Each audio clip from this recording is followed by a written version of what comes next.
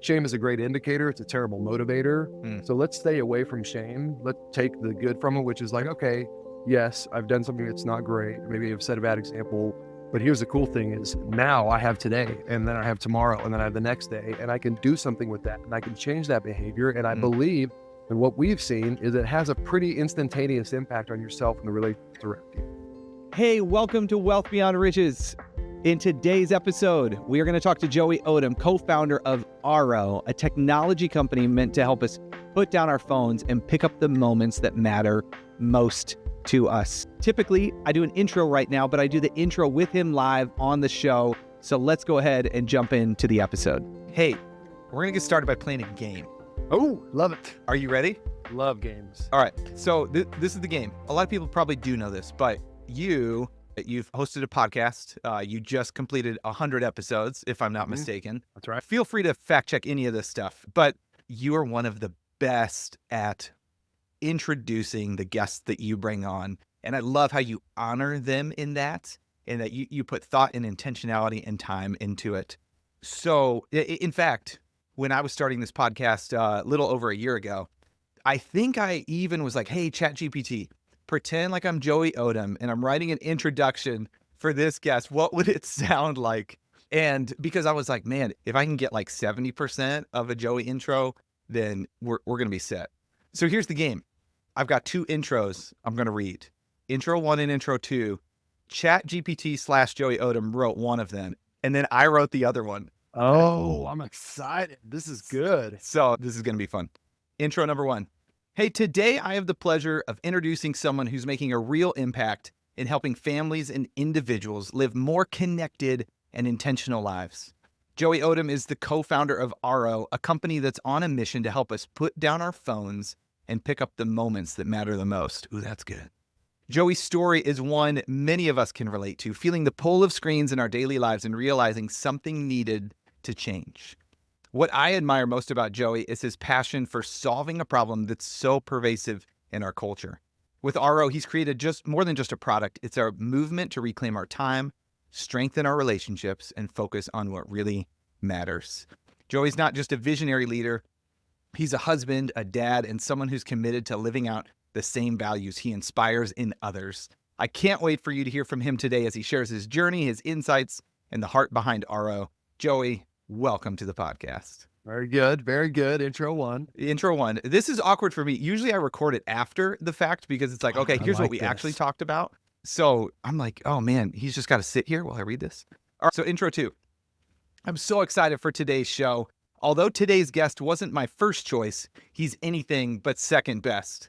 When you meet him, he makes you feel like a hot cup of coffee on a cold winter's day. His hair is going to make your wife and Trevor Lawrence jealous.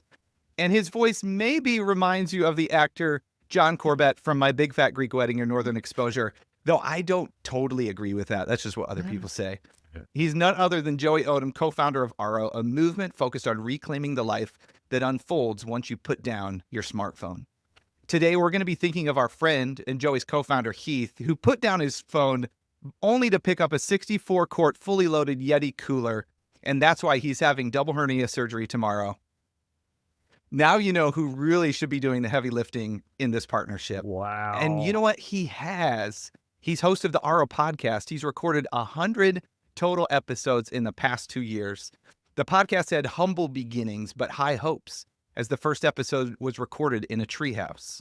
Then Joey was counting his stars, interviewing the likes of Ryan Tedder, survived a dip in the Shark Tank with Damon John, and hit the gridiron of parenting kids through athletics with College Game Day analyst David Pollack, which personally impacted me, which is a long way from his first episode in the treehouse. But if you've listened to his podcast, you'll know he's one of the best in the world at writing intros for his guests. I can't say this is the best intro I've ever written, but it's definitely the one that I've spent the most time on. In this season of giving, Joey was generous to wake up this morning and get in a chair to talk with me, something Heath won't be able to do for a few days. Joey, it's good to have you here today. Tim, I got to say it, bro. That's the best intro I've ever gotten. You just nailed it. I mean, you just nailed it. ChatGPT nailed that second one. I mean, I assume that was the AI one, right? That was ChatGPT. Oh, totally. Okay. No, I mean, you nailed it, bro. I mean, that was the best. That was fantastic. That was, And you're right. That's funny. Like being on that side of that is very honoring. That felt good. Good. Oh, that's awesome, man. And Awesome. I had a little thought, and this is where Yeah. all you ladies need to watch the video for this. As you were reading it, I was like, Tim, you got a Ryan Reynolds flair to you. I hear that like often. It's weird. It's really weird. Wow. Yeah, it's not like 10 times, but I've heard it like half a dozen times of like, hey, you're like Ryan Reynolds. And I don't know. Man, So- that's quite the comparison. From the back, I kind of get Caitlin Clark a lot for me, with long brown hair. Yeah. When you're draining the 3 and the person hasn't even run back to get down on defense. So yeah, that's exactly right. Yeah, exactly. Oh, that's awesome, man. Dude, thanks for being here today. Man. So we've got you where? You're in the warehouse today? Like what's going on? I'm in a warehouse. I'm a man of the people. So I'm working in the warehouse today. For ours warehouse. And so for those watching, I'm sitting here and I got racks and pallets and everything behind me. Just out here at the people. Yeah. Awesome, man. Hey, walk me through like your story. Like if we were sitting down across from each other, I'm doing a lot of interviews lately, interviewing people. And sometimes we talk through the resume. If you were to tell the story that resume would tell, what does that look like? What's the work journey look like for Joey? Yeah. My work journey, and this is if I took you way back in the resume, like way back, it has been at a very young age.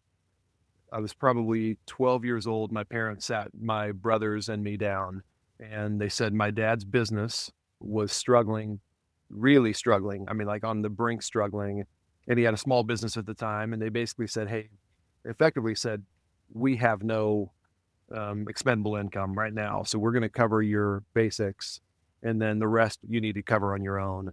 Wow. And so which was I think back on a Tim, I remember exactly where I was in our game room at my house. And it's one of the most impactful conversations I've ever had. One of the best blessings I've ever had.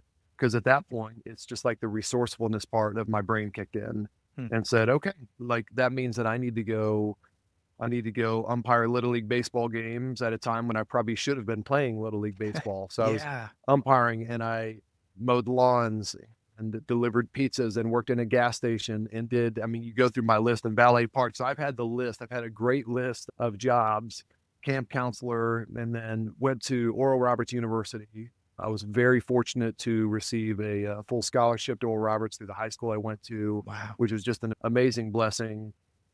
And then started out in the work career for a couple of years working for Reebok. I sold tennis shoes in Oklahoma, Arkansas, North Texas as a sales rep.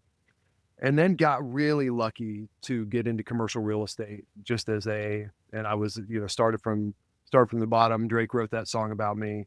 So started from there, and man, I was 15 years in commercial real estate and was very fortunate to have really blessed career, very fortunate career. And then I got plucked up from that, and God had changed that direction for where we were going in a really established career. And I'll tell you, and not to over spiritualize, but I was sitting there, and it's such like, as it ties into money, it was such an amazing moment. My wife's 40th birthday, we were out and we stayed at a resort at the most extravagant place I've ever stayed, the peak of my career. I mean, I was doing quite well at that time. And I was in the middle of a massage, right, at this lavish resort. And I was taken back in time to a memory I had where someone said to me before we moved to Atlanta, they said that you're moving to Atlanta for commercial real estate, but I have a feeling that God has plans other than commercial real estate. This is more than work. Wow. And then I felt in my heart and my spirit, 2 months. And 2 months later, almost to the day, was my last day in commercial real estate to go pursue what we were doing with RO. And it was, in a way, as I think back on it, Tim, this may be a little bit of a rabbit trail from your question. It was a moment of experiencing financial success like I'd never experienced, sitting in a place of lavishness, the place we were staying then, and then God saying, no, you're going somewhere else. And there's a parable that Jesus tells, the parable of the treasure in the field. And then it says, a man found a treasure in a field, and in his joy sold all that he owned so he could buy the field. And in that, we basically at that time, that was the story for me, was sold. We didn't sell anything, but gave up all of this comfort in a career, and in our joy went to something else in RO to help people reclaim what technology has taken from us. So I don't think I'd write all that fully in a resume there, but that was Yeah. that was kind of the journey, was a bunch of odd jobs, college, Reebok, commercial real estate for 15 years, a career I thought I would never leave, into what we're doing with RO today, which is people reclaim time from their phones, back from their phones. That's amazing, man. And I'm wondering too, like, what were some of the things that you picked up early on, whether it was being young and really resourceful or in commercial real estate, that prepared you for what you're doing right now? Like, what were some of those things that translated that maybe you're like, why am I even doing this right now? Yeah. How is this ever going to help me? And now you're like, oh, this is what this was for. Resourcefulness is one of those. Resourcefulness is, and that permeates into RO. And this is Heath, who we mentioned, who's in the midst of getting double hernia surgery. Heath has the same thing. We have this just belief inside of us that we can figure it out. Like one of our core values is figure it out. And a belief when you go into any situation like this is figure outable. I can figure this out. And that was the same thing. My parents said, hey, you need to go make money. Okay, I'm going to figure it out. We're going to go make money. We're confronted with a complex problem. Okay, I'm going to figure that out. So that's one of them, is just this whole mentality around being resourceful, figuring something out. That's a significant one. The other one is I was able, fortunately in commercial real estate, there was such a relationship business where it wasn't like, it's not as if it required just like a huge level of technical competence. So I always viewed it as like commercial real estate is merely a vehicle for me to express who I am and who God has made me to be. So I was able to take, that empathy for people and being a good listener and applying that towards helping them with their solutions and figuring out their problems, helping figure out problems for them and come up with solutions for them. So that was some of it. Just, I think when you can appeal to your core strengths, when you could recognize your core strengths and then go appeal to them, then the career you're in some ways just becomes slightly irrelevant. You can go apply those things and who you are in no matter what you're doing vocationally.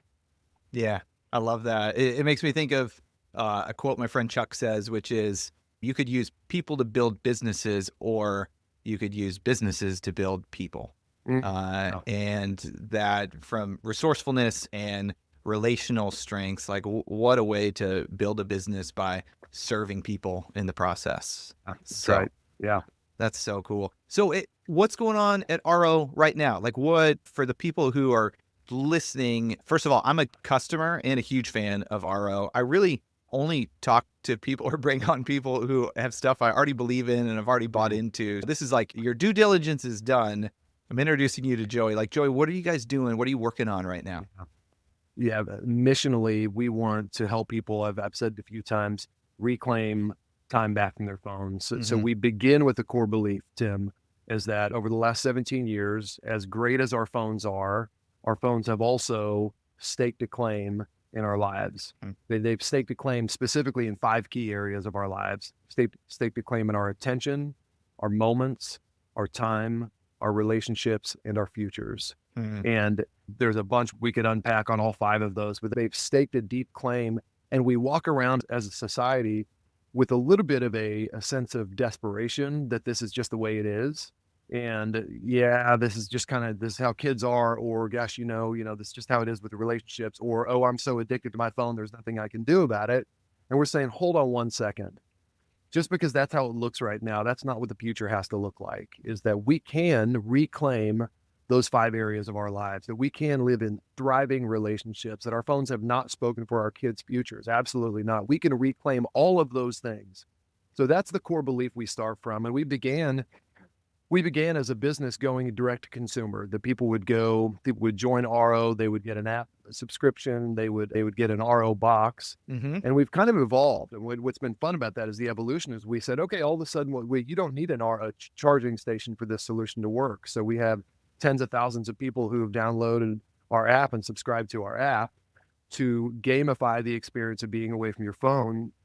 But then we felt this and we're in the midst of this right now, this shift over to, what if we equip the church to do this? What if we shifted our business, and that goes to business model, not only to focus, but business model to help churches lead culture, lead their people well when it comes to technology. So we're actually shifting our business model into an enterprise solution, a business-to-business software model, where businesses, specifically church staffs and faith-driven organizations, they provide RO as a wellness benefit to their staff.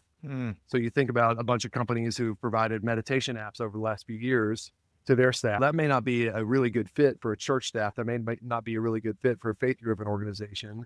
So RO comes in and we are what the company provides to their staff, which does a couple things. One, it makes a statement to their people then saying, we care about you. We're going to make an investment in you, because every RO membership actually is a membership for an entire family. So it's saying, not only do we care about you, we care about your spouse. Oh, and by the way, we care about your kids. And so what a statement you can make as a company, as a faith-driven organization, to your people in saying that. And then the other thing, it actually makes your people much more effective, not only healthy relationally, but it frees them up to engage in deep work at the office. So it is a super powerful tool. And it's been interesting. We were it's not because of any smartness of us, it's we were dragged into it. We have organizations calling and saying, hey, I really want to provide this. I want to provide this to my church staff. I want to provide this to our people. And again, for two reasons, because it's an investment, but also because it makes a difference and it does help them be more healthy. You look at the statistics in the church, burnout is so high in ministry, and people maybe don't feel as cared for. They feel like they're always giving of themselves. And when a church says, hey, we're going to invest in you, that makes a huge difference when it comes to them being whole people who can engage in ministry and relationships effectively. Yeah, that's awesome. That's so cool. I want to jump back to the current business model, or the past business model, for a second, because that's how I first got introduced to you guys. And, and there's people listening from all kinds of faith backgrounds, maybe no faith background, maybe faith background, maybe the Christian worldview that you're talking through that lens. And man, I would think it is almost universal that our phones have a pull on us that we, like you said, don't realize, or most of us realize it and we've just bought into the fact that this is just the way it is. And I can't remember how I first found you guys. I think it was hey, I need a charging box for my phones, because our oldest was getting a phone. She's 16 now. I think she was 13, 14 at the time. And we made her read Andy Crouch's book, The Tech Wise Family. And that was kind of like a prerequisite for getting a device, which was just, and he had that, I think it was him who had the phrase of go put your phone to sleep before you do. And the RO box was an amazing tool for us to go, you know what, we have this place, it's in our living room. For us, it was an easy way to draw the line with devices. There's so much research on kids not sleeping because they're scrolling, or they're getting messages or notifications in the middle of the night. And I, in fact, as a father and husband, I was I bought an alarm clock and I was like, you know what, if I get an alarm clock, I can put my phone in the living room where the girls are putting theirs.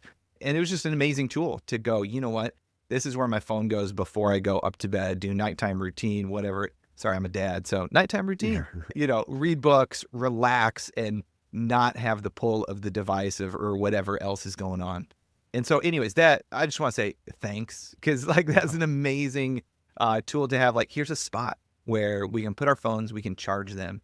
And then you guys came out with, there was Flip. So it's now you can just have the RO app and you can flip your phone whenever you want to turn it on, saying, hey, I'm intentionally not using it right now. Maybe it's at the dinner table or something like that. And you guys are keeping stats or data on what are people doing when they flip their phones over, which I think is really cool. I want to tell you about my daughter. She's 14. She and her friend both have the app, and they can't have their phones in their classroom at school. So they decide to put them in the same locker and do the stack feature while they were in the same locker during the day. And it was, she's like, Dad, Sophie and I did stacks at school. It's amazing. I love that. Yeah, I mean, it is. I think we don't give our kids, by the way, to you talking about your daughter, I don't think we give our kids enough credit for, I think it's very easy to begin to blame our kids. And they're like, you know how kids are with their phones. No, hold on one second. Our kids crave connection. They crave human connection. And we don't give them enough credit. We start feeding them devices when they're very young. We're training this behavior in them when all they want to do is connect with us. Yeah. That's all they want to do. And they would connect with other people. So we're finding kids today. So if anybody listening, be like, oh, my kid would never get on board with this, I completely disagree. Like they want to connect with you. They may not act like it. They may not even know how to because it may have been so long, but kids want to connect with each other. So you are giving them a gift when you say, hey, we're gonna sit at the dinner table together and not look at our devices. And by the way, you're giving them an even bigger gift from when they're young of you modeling it as a parent. Because what we do as parents, we call these the 3 M's. What we do as parents, this is absolute lunacy. We give our kids a phone. We model ourselves. We model a bad relationship with our phones when they're very young. When I say a bad relationship with our phones, that could be like we have it at the dinner table, or when our kids are trying to talk to us, we phone snub them and we look at our phones. So we model this bad relationship, and then we give our kids a phone someday, and then they mimic what we've modeled to them, right? So they have their phones at the dinner table. They phone snub us. We're in the middle of a conversation. And then the third M, we do something that's absolutely crazy, is that we have the audacity to get mad at our kids for mimicking what we've modeled to them. So it's absolutely crazy. So we have instilled this behavior. This is no shame. This is not a shame. This is no shame for anybody, because we're just learning now the impact of what we've been doing.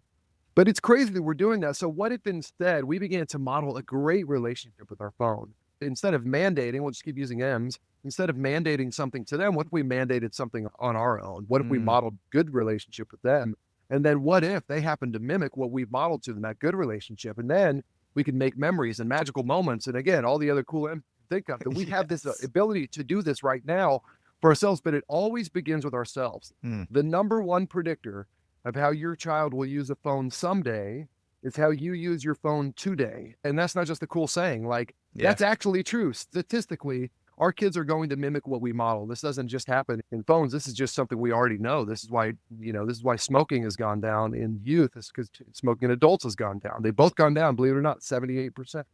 So it's because our kids are going to mimic what we model. This is a beautiful opportunity we have. And you said for your daughter, you're normalizing good phone behavior, which is going to permeate into how she lives her life, and then how she selects her friends. And then when she goes on a date someday, if the boy on the other side of the table is looking at his phone, she's going to notice that, and she's going to let him pay the bill, and she's never going to go out with him again. So my son did that. My son went on his first date a couple months ago, came back, hey, how was it? He's like, it was pretty good. She was on her phone for, a lot of the time. Wow. What a cool filter for him. Like, for him to say, like, yeah, I noticed that was abnormal, and I expected her eyes to be on me because I'm valuable. You know what I mean? Yeah. So again, we can approach this topic very often as parents with shame, like, oh crap, I've done this wrong, which shame is a great indicator. It's a terrible motivator.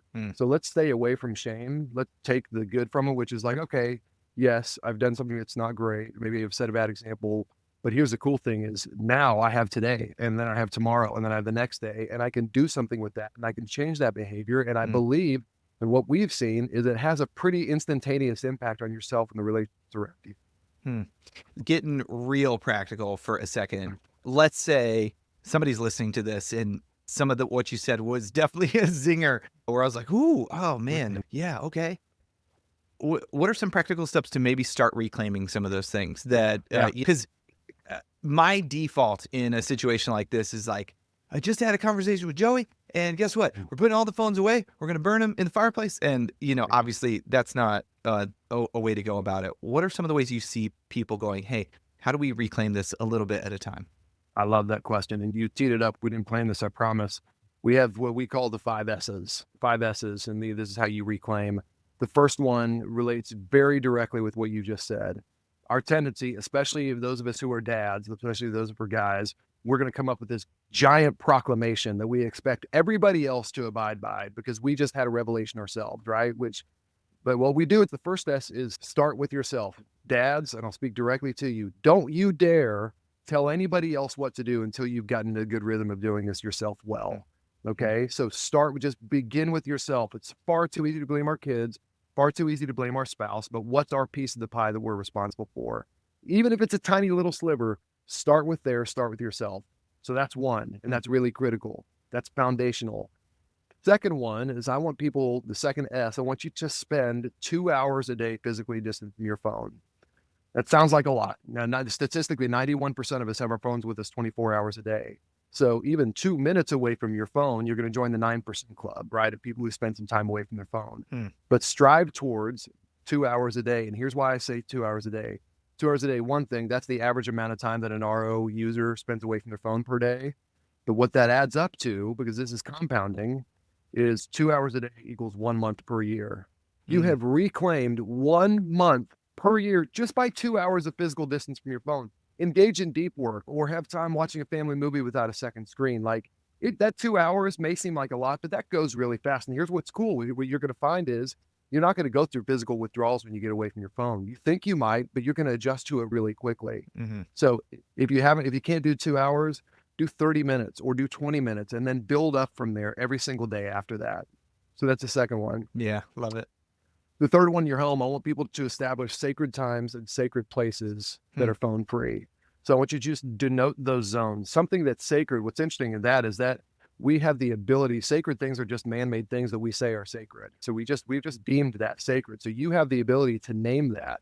The dinner table, sacred place, always a dinner table. Just say it. Dinner table, we just don't have phones. Start with yourself. That will begin to permeate within the culture of your home. It could be if your children are young, especially, what if it's your child's bedroom? Like, what if they never saw you on your phone in their bedroom? Holy crap. Like, what an amazing moment. So that's a sacred place, a sacred time. Could be bedtime. You mentioned that bedtime. It could be the 30 minutes after you wake up. It could be the 30 minutes before you go to bed. So think of those times when you can, sacred times, sacred places. Ask your kids, ask your wife, hey, when do you hate it when I'm on my phone? It could be in the middle of a sacred time. A beautiful one is just in the middle of a conversation when your child says, hey, Dad, then you put up your phone. So that's third. So that's sacred times and sacred places. I feel like we got to talk about the bathroom with the sacred places. Yes, that is a very good one. I will tell you, my book reading has gone way down in the last 17 years that I've gotten a phone in the bathroom. That used to be the sacred reading spot. Yeah. So the fourth one is my favorite, and that's search for moments of connection. And here's what I mean by that. Is that people around us are placing bids all the time. Bids by the Gottman Institute talks about bids. Bids are verbal or nonverbal cries for connection. It's my wife next to me at the dinner table or reading something, kind of giggles. She's asking me to say, oh, what is it? What's so funny? Or it's my, it's those little things. My daughter saying like, you won't believe what happened in history today. She's saying, Dad, do you see me? Will you connect with me? And so now we're physically and emotionally unable to turn towards those bids if we're looking at our phone. But when you detect a bid, what I want you to do is, I think, say the 6 most powerful words in the English language is when I hear my daughter say, you won't believe what happened on my history test, or my son say like, oh, Dad, I talked with fill in the blank cute girl at school today. Is you say the 6 most powerful words, you say, let me put down my phone. Which sounds so basic, so simple, but those 6 words accompanied with you physically taking your phone out of the situation. If you have an RO box, put it in the RO box. If you have a drawer, put it in the drawer, throw it across the couch, whatever it is. And then you sit down in front of that person, you make eye contact with them. And what you're communicating to that person is, yes, there are 8 billion people on earth who can theoretically reach me on my phone. And right now, you're the most important person on the earth. You're more important than every single one of them. So just think for a second about what that does for intimacy in a marriage. What does that do for my wife to sustain or rebuild intimacy? What does that do for my daughter? Like, it's hard to be a 14-year-old, grow a 14-year-old as well. What does that do for her the next time she's faced with body image comparison or mean girls? She's going to know, yes, this is hard, but I know I have value because I've seen my dad's eyes locked on mine. What does that do for my son, 16-year-old boy, a young man who wants to be a good man? So I believe those 6 powerful words, physically removing your phone, creates this innate value and bestows value on the person across the table for you. And then the 5th one is for you to stop at nothing to get it right. To stop at nothing to get it right. This is a hill worth dying on. And you're going to give life to the relationships of the people you care about most by stopping at nothing. Spend money on the problem. Go to whatever, like we do this. I mean, think about it. We do this with physical fitness, right? We know physical fitness is valuable. So we all belong to a gym. Even though we could go do this for free on our own, we can go burn calories for free. We've said this is valuable enough. I need help removing the friction. So keep trying. If you fail, get up and do it again and keep fighting and fighting and fighting, because this is your greatest potential threat. And that's why I call it the greatest potential opportunity. You do a SWOT analysis, opportunities and threats are linked. Yes, it's a threat, but that also means that it's an opportunity. So when you stop at nothing to get it right, you're going to give life to the people around you and just keep on fighting. So I'll hit those 5 one more time. First one, start with yourself. Second one, spend 2 hours a day physically on your phone. Third, establish sacred times and sacred places that are phone free. Fourth, search for moments of connection. And then fifth, stop at nothing to get it right. That's amazing, man. Oh, that's so good. So much there to think about. Maybe like if you're driving right now, or you're on the treadmill, or what's that thing? I call it the death machine, the assault bike, and That is terrible. if you're Gosh. on there right now, like maybe just hit pause and maybe pull out your notes app and write those 5 things down, and maybe commit to one of those. Yes. Everything is about how can we improve 1%, like James Clear says in Atomic Habits. Like maybe start with yourself, and what's the 1 or 2 ways you can start with yourself? Maybe it's buy an alarm clock and then you don't need it in your bedroom. Maybe it's don't take your phone to the bathroom because it's going to take longer than it should. Whatever it is, maybe hit pause and write something like that down. What you just said, Tim, is so important. And I'm glad we said James Clear has inspired a bunch of our business. Is what you just described is environmental changes, because environment's always stronger than willpower. If you're trying to gut up the strength and energy to do this, you are going to fail. But if you change your environment, it becomes a lot easier. That's why I said when your phone is not in your hand and you're in the middle of a conversation, you're not going to respond to a buzz on your phone because you physically can't. And so we all talk about like decision fatigue, and we should wear the same outfit every day because then we don't have to decide what we wear every day. The greatest source of decision fatigue in our life is, do I look at this notification or not? Yeah. Do I take out my phone right now or not? So when you remove your phone, you've just removed probably literally like hundreds of decisions per day. I really mean that. That's not exaggerating. If we pick up our phone hundreds of times a day, you have literally removed hundreds of decisions from your day just by removing your phone with one decision.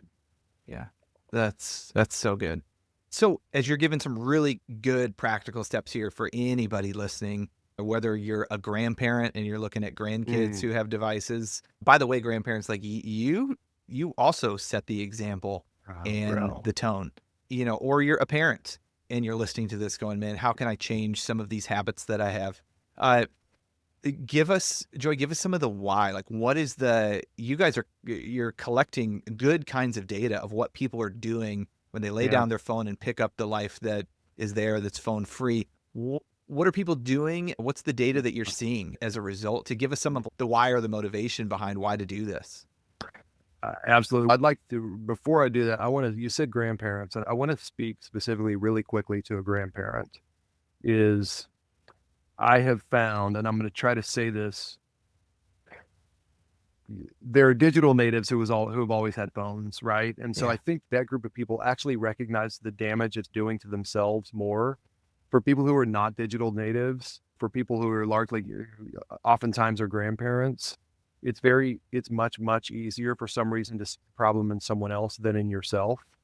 And it's something that I'd love for grandparents to be aware of for themselves. We have found that generation is, for some reason, very bad at always having their phones with them. And they haven't maybe had the time to create some intentionality around their phones. So I would encourage you, just as a trigger, the next time you're around your kids or your grandkids, just go put it away. Like, just get it away from yourself. None of us have the willpower to do it on our own. So the main thing we do, and by the way, so that's part one for the grandparents. 2, what people are doing. This is interesting. The biggest question that we get, Tim, literally the biggest question is, what do I do without my phone? And that's not like an existential question. It's actually like a very practical question. Like, literally, what do you want me to do without my phone? So I would encourage people, what we found, the people who are most successful think of it the opposite way. They think, I'm about to watch a movie, so I don't need my phone. I'm about to have family dinner, so I don't need my phone. Is your phone a necessary element of that environment? Another one that people do, like, is people may say, okay, I need my phone with me right now. Totally get it. You're on a date with your spouse. You're sitting there at the table, and the babysitter is with your kids. Swap phones with your spouse so that you can have access to phones, but you're not going to doom scroll your spouse's phone. That's a great little trick for people to start with. So that's one. But the thing we see most, we see 2 tags and when I say tags, after people have used RO, they tag it almost like you would a fitness app. What was the activity you were doing? And the 2 of them are super basic. One of them is family time. It's just spending time with your family. And then the other one is working, engaging in deep work. When it comes to work, Gloria Mark, who's kind of the thought leader on distraction, she's at UC Irvine. She says it takes 23 minutes and 15 seconds to refocus after you've been distracted, which is something that how many of us ever go 23 minutes and 15 seconds doing something without being distracted. But if you can engage in that deep work, as Cal Newport talks about, you get really engaged and be very productive. So those are the two things. And I would encourage people to not get overly complicated here. We have a tendency as well to do, you hear the 5 S's and you want to accomplish all 5 of them today. Versus what you said, no, I'm going to start small and incremental. So that's what we're seeing. The thing that I'm most encouraged by is the fact that people are, on average, with RO, spending 2 hours a day with physical distance from their phones, and they're reclaiming 1 month out of the year. And then you can kind of color within the lines for yourself. Again, one of the other ones is, let's start really basic, is the next time you watch a screen with someone you love, do it without a second screen. Let's just, I mean, we're not anti-screen in any way, but let's begin to look at those things that begin relationally, and let's remove the screen. Let's remove the second screen, the distracting one. Because when you're watching a movie together, you're engaged in a common activity together, where if you're sitting and looking at 2 screens, you're in 2 separate worlds. It doesn't matter if you're 2 feet from each other. You could be 200 miles from each other. It doesn't matter. Yeah. So when I'm putting my kid to bed and he's 8 years old and he's quoting Cool Runnings, and he's like, it's when I wake him up in the morning, he's like, rise and shine, it's butt whipping time. And it's like, we wouldn't have that if either of us were distracted, you know? Oh, it's so amazing. And now we have this shared moment that we can, like, we are waking up with smiles on our, I do anyways, because I'm a morning person, but he's like waking up and he's thinking about that. And he's like, this is amazing. I love that. I love it. So good, man. Yeah. Good. I was preaching to myself, talking about improving 1% and starting small. Cause I am the guy who comes in and is like, I had a revelation and we're all changing. And everybody's like, no, we're not. Yes. Yeah. Not me. Yeah. I'm out. It's much easier to change culture when you're the one when you're the one doing it yourself versus the one telling others to do it themselves. Yeah. Oh, so true. So moving ahead on hey, do this for a second. Brag on RO for a second. You know, you are full of humility and you believe in what you're doing, but is there 1 or 2 like big numbers that like would astound somebody listening of like, hey, we've bought back X hours or something like that? Yeah, we're so a couple. One we're north of 2 million hours reclaimed off phones as a company, which is super fun, super exciting. And what's fun about that too is you think about the tens of thousands of people who are part of that. That's an individual story. Those are tens of thousands of families, and that's, we say we want to change the world, obviously, like any company says they want to do, but we want to do it by changing the individual worlds of people. So that goes into, you hit a family, when a family joins our own, spends time together, that's changed their world. That's changed, I believe, reclaimed futures for their kids. So that's one really fun one. The other one we could talk about a little bit too, an initiative we're working on called the Digital Fast, that will have hundreds of thousands of people next year participating in. Church-led initiative of spending time rethinking, 28 days rethinking technology. That would be the 2 million hours, and then hundreds of thousands on the Digital Fast side of people participating through the church on putting down their phones and picking up devotion.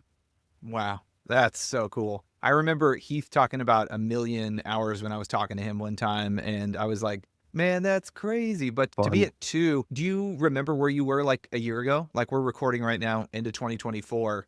Oh, that's a great question. I mean, we had not yet hit 1 million at this time last year. So so yeah, I don't remember. So 1 million exactly. plus just this year. Yeah. That's amazing. Yeah. Incredible, man. Pretty fun.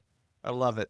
I love it. So as you think about jumping in with churches, and I love the business angle of a wellness benefit, man. Yeah. Didn't even think about that. But as we're a small business, we've got 8 to 10 people on the team, and we're rolling out some new benefits this year.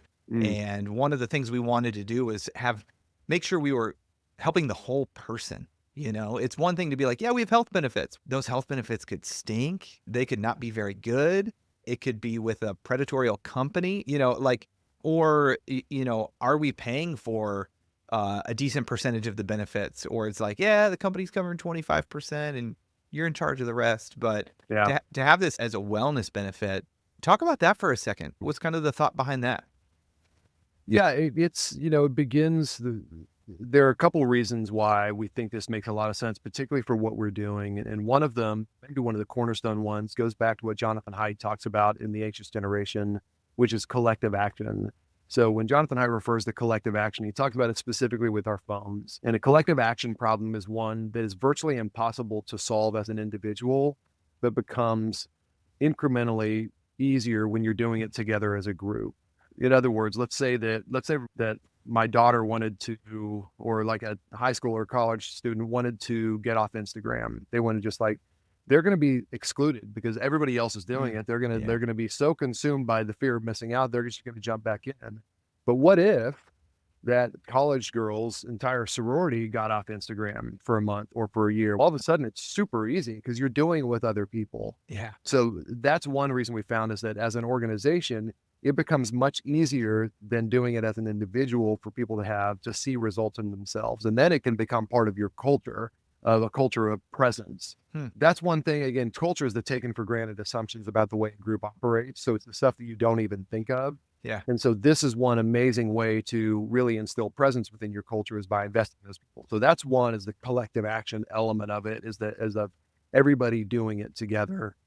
The second one is, especially because we're specifically targeting, faith-driven organizations, is we just have this core belief that from where I stand on faith as a Christian, and for people who are in church leadership or people who want to live out their faith, is that we should be leading culture when it comes to this, that we should be absolutely nailing this. And if you're looking at it, if you're a church leader and you're looking at this, you're saying, why wouldn't we provide clarity on the most poignant cultural pain point right now?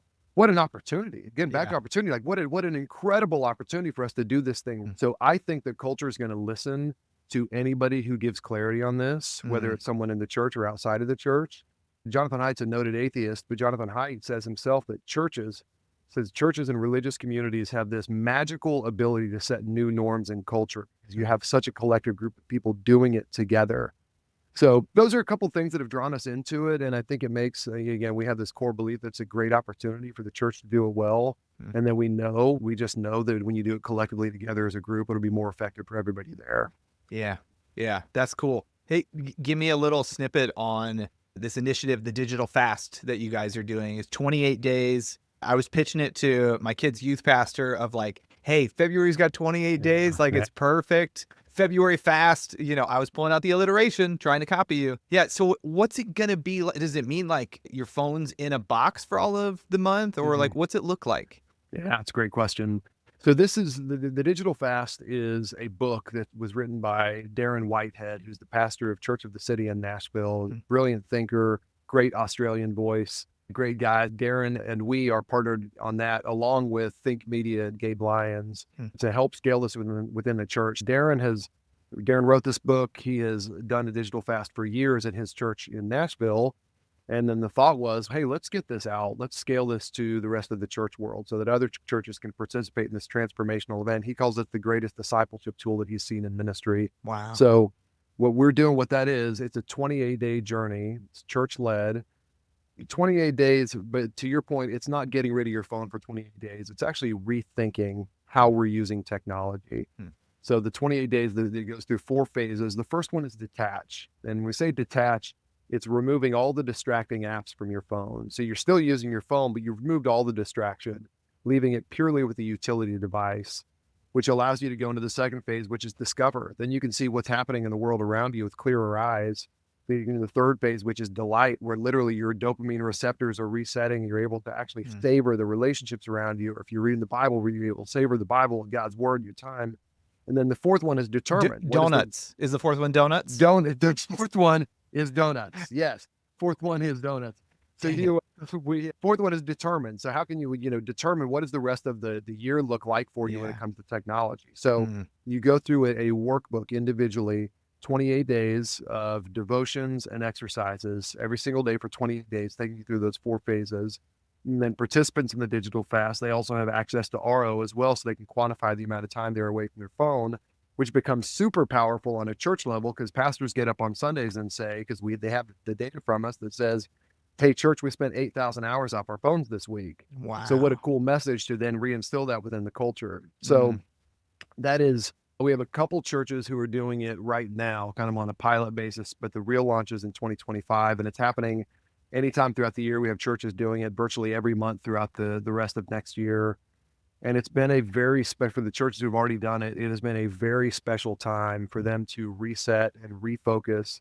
And again, not just put down distraction with our phones, but pick up devotion and for us to experience God's word, for us to experience the world around us and the relationships around us.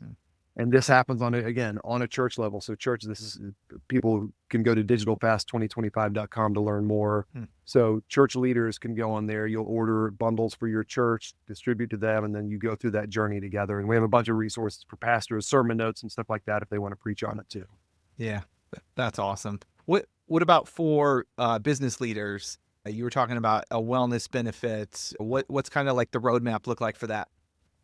Yeah, I would encourage people to. We're going through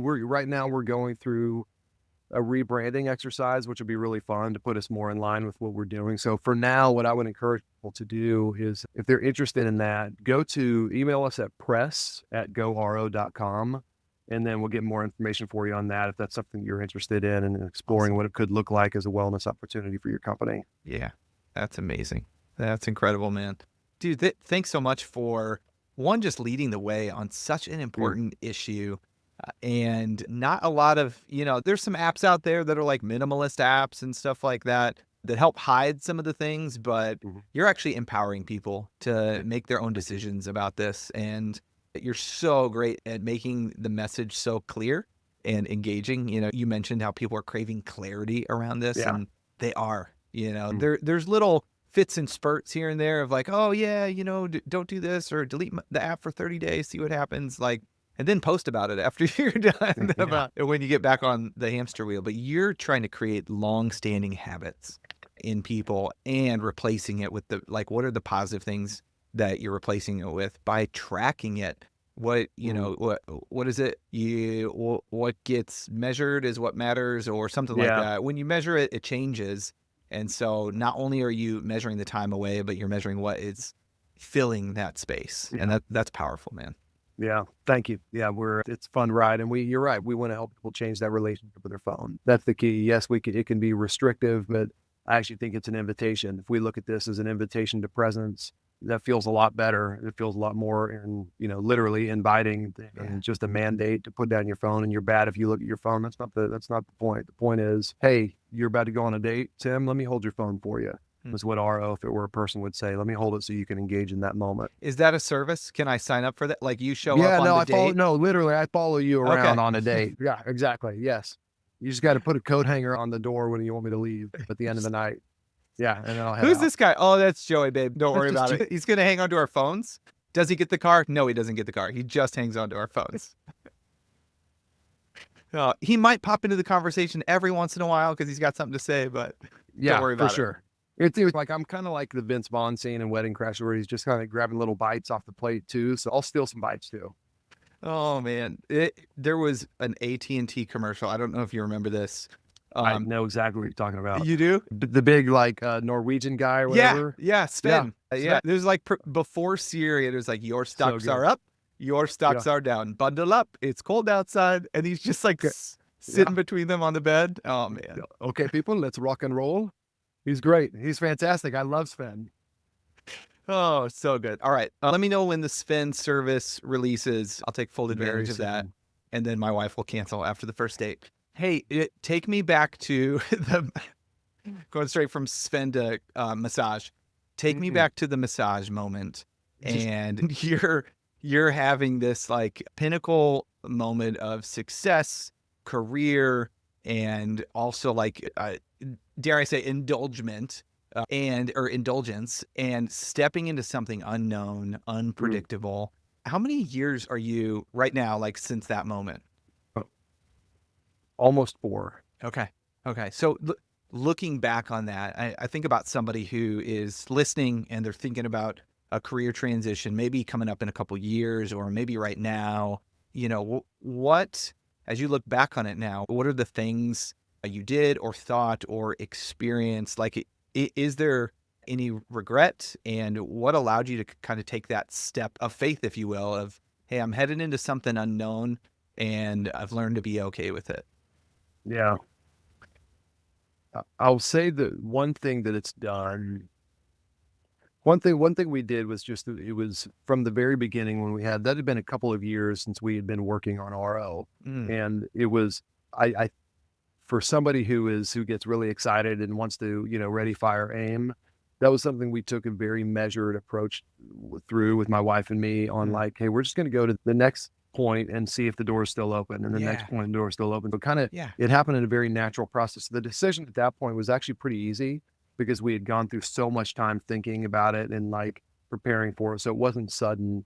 But one thing that it's done for me, Tim, is and I need to explain this, is it has, being in this process has taken away, and hear me out here, a lot of my living in the future.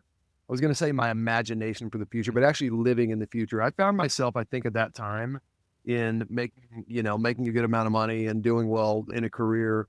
I found myself living out in the future a lot. So I would get the Wall Street Journal Friday edition, which has the mansion section. And then you would scroll, you would read about all, like, my first, like, the thing I would go to would be like the West Village in New York. Like I'd go and look at what's available in the West Village, and then I would imagine myself in, accumulating some wealth and then going and living there. And what that did was that pulled me out of the moment when I was where I was. So 4 years ago, my son Harrison was 12 at that time. He's 16 now. And I will say those last 4 years of us spending time together, that's irreplaceable time. It actually, even like literally about 4 years ago. So I know this date was May 8th, 2020, when my daughter Gianna and we watched a movie together. And at the end of the movie, she turned to me, and we had just been kind of ideating, working on RO. And she goes, "Dad, I know RO's work. Is that the first time we've watched a movie and you haven't had your phone?" Oh, and dang. So it was, and yeah, like a little bit of a gut punch, right? Yeah. That was, so I thought, like, did I really do this so wrong for 10 years? She was 10 years old at the time. But there was another element of it. It was like, okay, I just did something good. I couldn't wait to do it again the next time. Yeah. So on May 8th, 2024, I read that in my journal. And so this is just a few months ago. And I was riding with Gianna, and I said, "Gianna, do you remember when we watched that movie? And you told me that was the first time I didn't have my phone." And she said, "Yes." And then she laughed. And she said, "Dad, that would be so weird if you had your phone during a movie now." So look at what's happened in 4 years, Tim. Yeah. What's normal for Gianna, what seemed so abnormal then, which was in me to be present in the movie, what was so abnormal then is so normal now, me being fully present with her. So in the last 4 years, I believe that what prepared me for it was just like walking through each open door. But then, like, what I've gotten from that in removing myself from living in a potential future, I've lived in the very real present, much more than I've ever done. I'm very imperfect in that, but much more than I've ever possibly done. And that's the kind of thing that I'll be able to look back on someday and say, like, no, I was there for it. Like, I was there for it. And if something catastrophic happened to someone in my life, like, I really could say, like, I don't have regret for how I've lived these last few years because I've been fully present. And then if you ask my parents, my kids, my family, and my wife, like, the fruit of the spirit I struggle with most is patience. And they will tell you, yeah, he's not perfect, but I would say I've increased by multiple times over in terms of patience, because I'm not living as if the present is a distraction. I'm living as if the present is the penultimate. Yeah. Oh, that's incredible. How long was that overlap period where it's like, I'm doing commercial real estate and we've got RO going? Like, how long was that period where it's like, hey, we got this thing on the side, we're going to take the next step? I love that's such wisdom of like, hey, rather than like, hey, we're going to launch this new thing on the side, it's going to be crazy, and then you kill yourself in the process. How long was that overlap where you took a step at a time? 2 years, probably, about from ideation into it. Now, part of that was over COVID, so we had a little bit more margin of time for Heath and me to sit on his back deck and then. So it was probably ideation for a year, and then it was R&D and then product development for about a year, to the point where it said, I'm not either my commercial real estate career nor RO a favor by being half in, half out. So it was a pretty natural time to make a shift. Gotcha. So it started with, hey, let's try something. Let's pursue this. Let's see what doors open. And then you reach a phase of like, I'm not doing either one really well.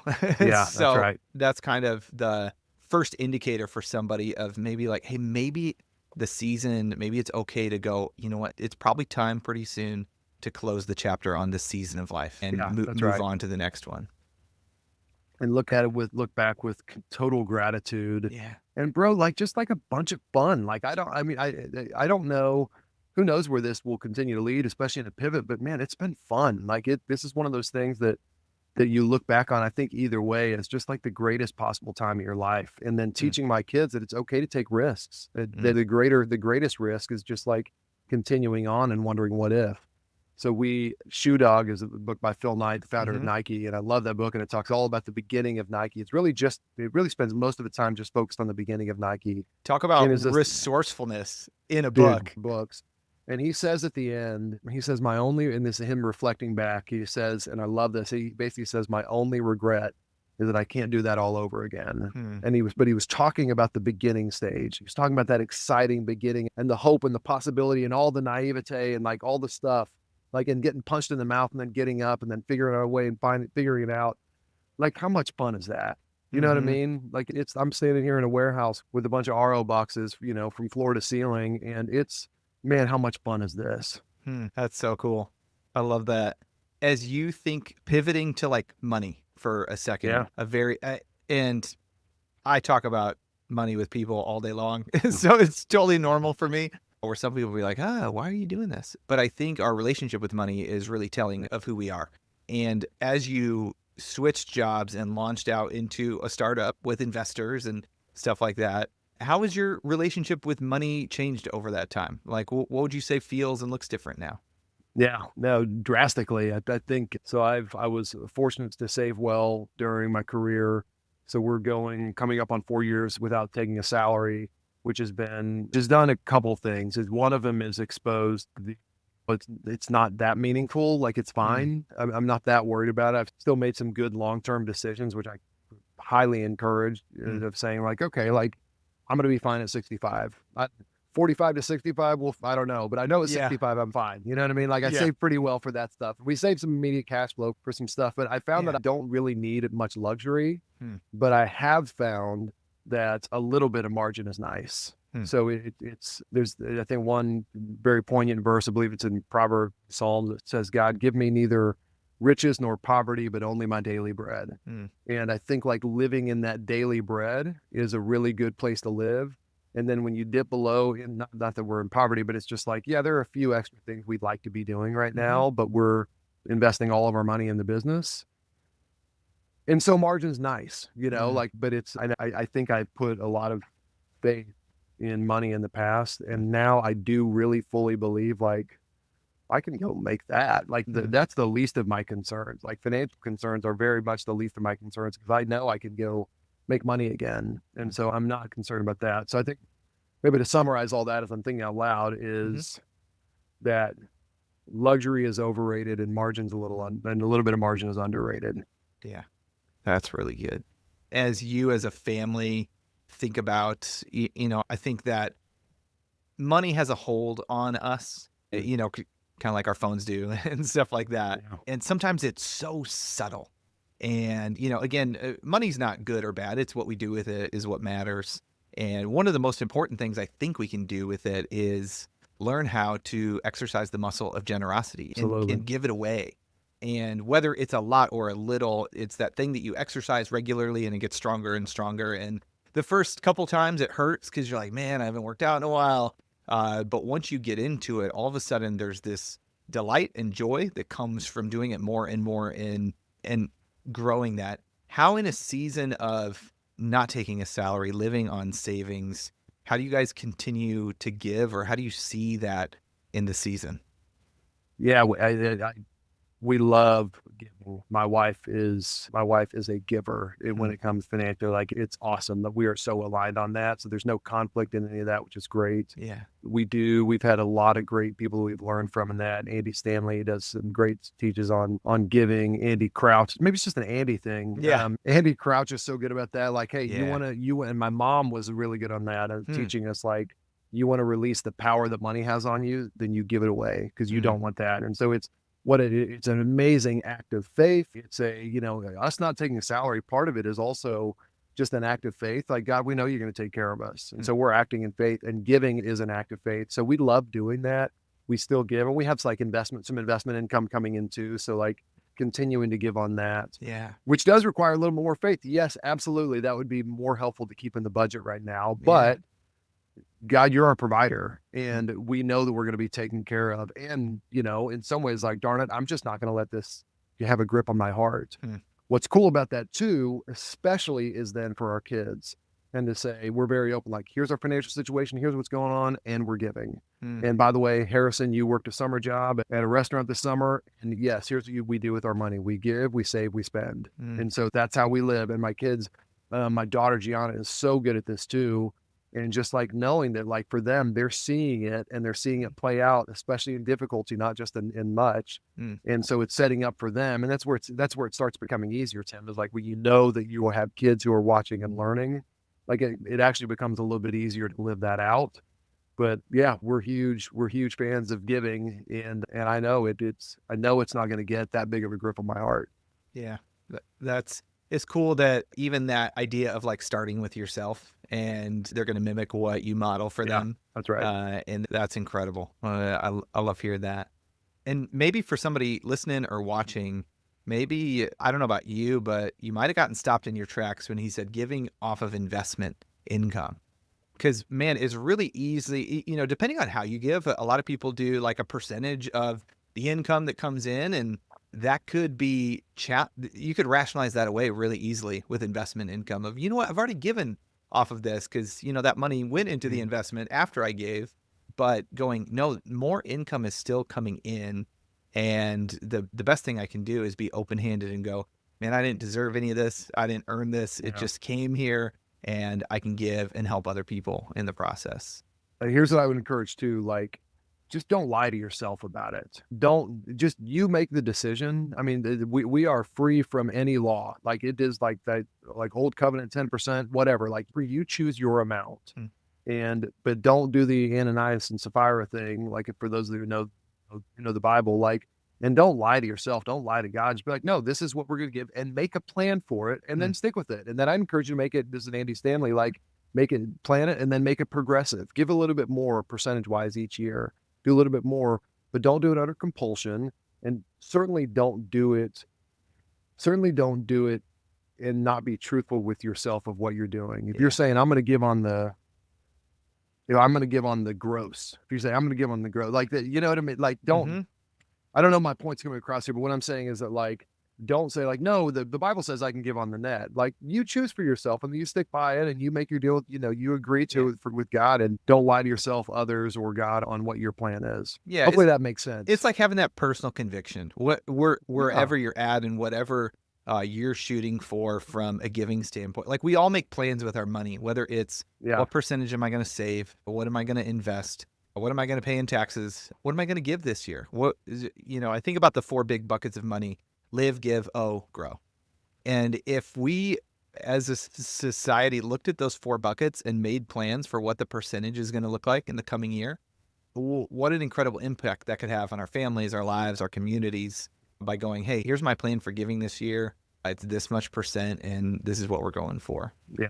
So that's such helpful perspective from being in a place where you're in uncharted territory as a family financially. And for people who are like, oh, I am really successful in my career, but I can't stop, because what if I can't find something else? Even your mindset of like, I'll find another place to earn income. I have skills that translate to other things. I went from commercial real estate to technology startup founder. Stuff translates. I think that's the easy part. I really do. I think the making money is the easy part. Yeah. Like, you'll figure it out. Yeah, for sure. Hey, I love to close shows in this way. What is one thing that you are loving right now? And this could be anything, absolutely anything. Nothing's off the board. What's one thing that you're loving right now? I will tell you, and it's an undoubted answer for me right now, and I am loving the college football portal right now. The transfer portal. Okay. Tim, I'm telling you, for somebody who encourages people to spend time off their phones, I am burning up X right now. Just like scrolling through, looking at what's happening in the college football transfer portal. I'm a big Oklahoma Sooners fan. I love it. We got a guy named John Mateer who's on campus right now, who's looking to transfer from Washington State to Oklahoma. It's so much, and as broken as the college football system is with NIL and transfer portal, it is such great theater. So I'm not doing this in the middle of dinner. I'm not doing it on a date. I'm not doing it during time with my kid. However, when I have free time on my own, I am absolutely scrolling at what's happening in the college football portal. I love it right now. It's so much fun. Oh, you didn't expect that one, did you? No, not at all. Not at all. It's hilarious. I love it. Oh my goodness. Oh my goodness. For me right now, this is yours was so good. And I'm good. Oh man, I have a tendency of doing this. Kind of not a heavy one, but like I have a daughter who's 16, like your son Harrison, and lately, hope she's not listening to this. Lately, she's been asking me to drive her to school, and she can drive herself, and there's many reasons. One of her friends who takes her a lot arrives late, too late, like later than she would like, or if you get there at a certain time, you have to parallel park, and she drives our minivan, aka Big Right. Bertha. And so parallel parking is not the easiest. It's difficult. Challenging. And so she's been like, hey, can you take me tomorrow?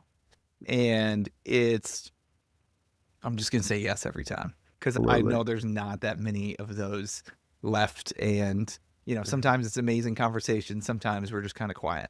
But that's something that I've been loving right now. Man, I love that. It's a lot more gratifying than the transfer portal. Yeah, you kind of shamed me there. I'm sorry. I didn't. Fine. No, you win, Tim. That was the whole point of bringing you on. I won. I just want everybody to know, Joey 0, Tim 1. No, my goodness. Absolutely. Tim 100, Joey 0. Tim 100. Oh, man. You're better off than Heath right now, though. Let's just remember that. Absolutely. Believe me. Absolutely. Oh, my goodness. So, anyways, we got to get together again soon. Yeah, man. I've got an uncle in Knoxville, so I got to come visit. Oh, come on. See you guys. So Absolutely. there you go. Dr. Meisenheimer. Look him up. He's not practicing anymore. But listen, if I studied to be a doctor, whether I was practicing or not, I would retain that doctor title. Absolutely. At the grocery store, do you know who I am? Surely you know. Oh, man. Until the next time you follow Jed and I on a date and hold our phones, this has been an honor. It has been incredible just to spend some time with you, you can hear your passion behind what you do. And that is inescapable. And I know people listening are going to get a ton of value, even if they're taking one thing away from that. And that's always my hope is what's the 1% improvement from what Joey was talking about today? Joey, where can people find you? You gave the email address for people interested in the wellness benefit, but where else could they follow along with this journey?